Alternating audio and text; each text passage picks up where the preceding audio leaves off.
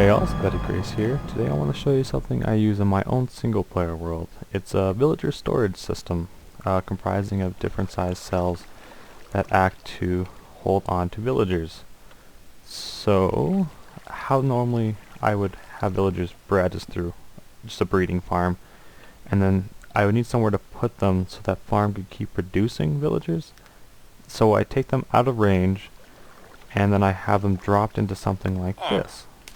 So I see I have my villager dropped here, and then he lands on a pressure plate that's closing the top part of the cell and then opening another piece so that water can flow. That way if another villager comes around, he'll just keep going instead of falling in the first cell and then enter the next cell. There we go, a little bit of a glitch delay in there, but yeah. And then finally, we'll keep working on and on, depending on how many villagers I have to put away. But the major problem that I had when I was first making stuff like this for like 1.7 is that if I wanted to kill a villager because it wasn't very good, or if something happened to that villager, how would I get another villager in that system without having to replace every single one of them? So let's say the middle one dies. Something happens. Maybe I don't like him, don't like his trade. Then as soon as that happens, and the pressure plate goes back up, the water would leave, and then we could keep going on. And I'd send another villager down, and then he would just get dropped off in the latest cell. And so on and so on. And then what I usually do is I always have an entry point. So if all the cells are full, he'll actually go somewhere else instead of just getting trapped at the end of this thing. I'd have him be sent somewhere and wait for new cells, or have him sent back to like a waiting room so that if I ever run out of villagers in here, I can just send some more in. And that's kind of the idea, the main point. And in today's little video, I'm going to show you guys how to make something like this. It's really simple, really compact, and I have a ton of these in my single player world because they're actually so useful. So with no further ado, I'm going to show you the material list and then how to make it. Alright, for one cell, the required items that I use is however much flooring you want to use, 32 to 64 blocks for making the actual cell, depending on how much corners you want to fill in and what you want to make it look like and what you want to conceal. You need at least 2 signs. You need some glass if you want to have an opening. I like to, just so I can see what the type of villager is and where the villages are and what water stream is in and what isn't. I use 6 stone slabs to place the water in a special holding so I know where it is in case I have to move stuff. I know not to break that so I don't spill water everywhere. I use 9 stone brick slabs. That's to keep the redstone on top of, and 3 stone bricks because you have to have full blocks for some things. I only need 11 redstone, 1 redstone torch, and 2 sticky pistons, and then the water as well. So from here, I'm going to show you guys how to actually build one of the cells. Alright, so we're just going to start off with the floor while I show you guys how to build the actual storage cell. So here I just start with this. I'm going to throw a pressure plate on here because it's going to be difficult to get to after I start building around. And then you just got to enclose the cell in whatever block you chose. So I'm just using quartz just because it looks nice in this world. And put the top on. This is where the sticky piston is going to go. Right here. That way when a villager falls, that redstone signal will be brought up here and that will close the door. And I'm just going to build the back wall. Now right here is where we put the other piston. That when that is pressed, this will open and then the water will pour down. So an important thing to remember is to put the signs right here to stop the water from flowing backwards. You can put this sign on this side if you want it to flow the other way, but just for purpose I'm going to have it flow to the right.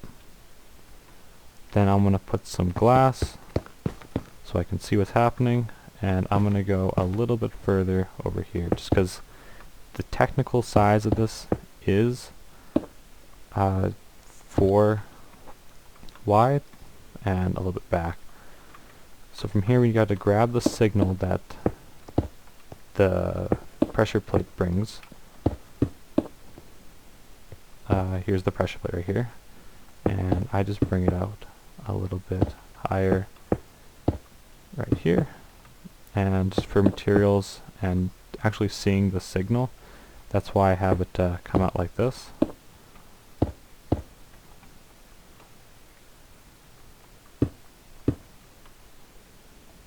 And now we just have to grab the signal, which comes from right here, and bring it all the way up to where the piston is, which is right here.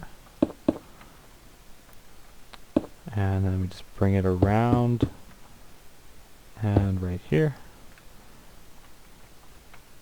And I'll add the redstone right after I'm finished kind of building the frame out, so you guys have an idea of what the frame looks like.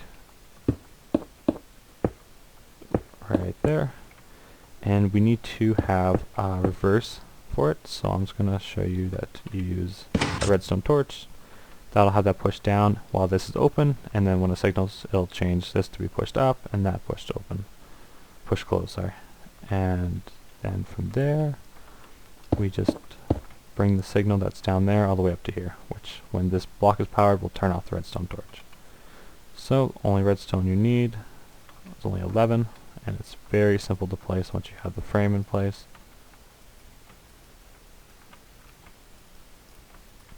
So when it's powered, this redstone all the way up to here will then power this block, so this block will then become powered as well and push forward. So how that looks is if like I stand inside here, it's closed, and everything changes like that. Now time for the finishing touches. We're just going to add the blocks to make this functional. So I always put a roof on top, and from there you're pretty much good. You're going to want to enclose this so the village doesn't get out. I always put a half slab on top of a block that's clear so you can see what type of village it is and easy to click on them, yet no zombies can get in. Very important. And that right there is just a cell. That's all it really takes. Once you have the cell, just make sure you add the final bit of finishing touches, the water stream. So you just build a small canister here. This is what I do. I have it so that the water doesn't pour out anywhere, yet you can still see the waters there, so it allows me, if I'm ever editing anything, that I would never actually break these blocks and not know what's behind there, so the water doesn't pour all over my redstone buildings. So from there you can just add more of each one of these cells back to back, and you do get something like this. So that's all that you really need to do for that. And now I'm going to show you guys how I do this in my single player world and what it kind of looks like in a more practical way. So hey guys, this is my single player world, and I just want to show you kind of what I do here. So if we run over to where I have the villagers actually being bred. Oh yeah, it was just nighttime, I had to sleep. Oh cool, chest plate. Better take out this creeper. So I have this little funnel that you go up to, and that brings me to my villager breeder. Just a bunch of farmer villagers. I started out with 2 farmer villagers, and they eventually made more, and I kept bringing the non-farmer villagers. Oh, this is actually getting pretty full. So you just press this, and you just push the villagers down. Every side has 1. So I'll just show you guys how that happens. Press the villager down there. He'll then fall. All 4 areas lead to the same drop right here. That'll bring you to a different water canal. And that water canal takes you all the way down to where they're out of range, and that's where I keep them in storage so that they can keep breeding. So right here is something I do just in case that I have a villager I know I would not want, and I don't want to kill it where the iron golem is, because then he would kill me. I just have a quick little meeting area where I can check what they can do, and decide if I want to send it to my upper level or my lower level. So this is set on the lower level right now, because my upper level is full. And once I decide if I want to keep them and where I want them to go, I open this door and I just push them down there. And that would take them just like you saw the water paths over there, up over here, across my little canal here, and then since it's on down, they're going to fall down. But if we're in up, they would just drop here, a little second security measure, and then they would just follow the same system as you guys already saw, where they would just drop it down into here. And I have some signs, just let me know what their good trades are.